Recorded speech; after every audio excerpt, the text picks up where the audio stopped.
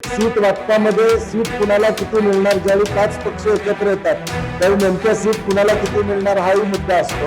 आणि म्हणून आता सद्य परिस्थितीची तुम्ही माहिती आज सकाळी 11:30 माहिती महाविकास आघाडी म्हणून आम्ही लढणार नाही. आता बी प्लॅनची चर्चा, आता ए प्लॅन तर पहिला तयार पाहिजे आमचा.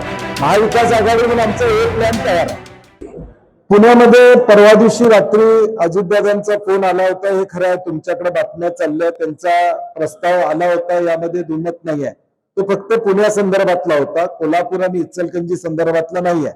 परंतु पुण्यात सुद्धा गेले 3 दिवस झालं काँग्रेस पक्ष म्हणून आमच्या तिथल्या प्रमुख लोकांशी चर्चा चालू आहे, प्रदेशाध्यक्षांशी चर्चा चालू आहे.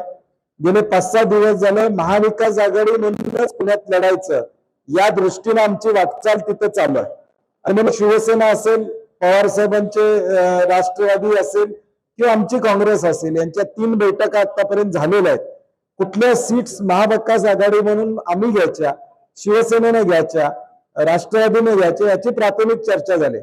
कारण की शेवटी आपल्याला माहित आहे राजकारणात या आघाडीच्या चर्चा शेवटपर्यंत चालतात. परंतु शेवटी आमचा ए प्लॅन तयार पाहिजे. आणि महाविकास आघाडी म्हणून आमचा ए प्लॅन तिथं तयार आहे. उद्या परवा 2-3 दिवसात काय घडतंय बघूया. शेवटी सीट वाटपामध्ये सीट कुणाला किती मिळणार, ज्यावेळी 5 पक्ष एकत्र येतात त्यावेळी नेमक्या सीट कुणाला किती मिळणार हाही मुद्दा असतो. आणि म्हणून आता सद्य परिस्थितीची तुम्ही माहिती आज सकाळी 11:30 माहिती महाविकास आघाडी म्हणून आम्ही लढणार आहे. नाही, आता बी प्लॅनची चर्चा, आता ए प्लॅन तर पहिला तयार पाहिजे आमचा. महाविकास आघाडी म्हणून आमचा ए प्लॅन तयार आहे. आता 2 दिवस जातील, कारण की कसं आहे, हे निर्णय जे होत असतात आघाड्यांचे हे एका वेळी होत नसतात. शेवटच्या मुवमेंटला काही होतात, आदल्या दिवशी काही होतात. त्यामुळं खरं, परंतु कोल्हापूर आणि इचलकरंजीचा हा विषय नाही आहे. म्हणजे आज कुठे तर बातम्या आल्या की कोल्हापूर इचलकरंजीचा हा विषय नाही आहे. नाही, ते तुम्ही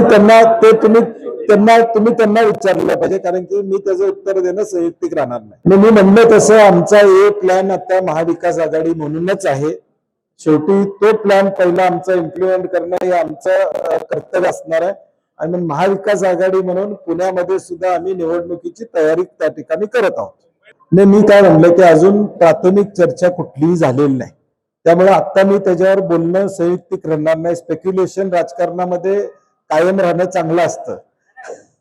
त्यामुळे आज त्याच्यावर बोलण्यापेक्षा आमची पहिली हे प्लॅन आमचा पुण्यातला, मी सातत्याने संपर्कात आहे आमच्या सगळ्या लोकांशी, आमचा हे प्लॅन तयार होऊ द्या. आणि तिन्ही पक्ष एकत्र बसणार ना. शेवटी एखादा निर्णय ज्यावेळी घ्यायला लागतो घटक पक्ष म्हणून किंवा एखाद्या पक्षाबरोबरचा विषय असेल त्यावेळी तिन्ही पक्ष बसून निर्णय घेणार.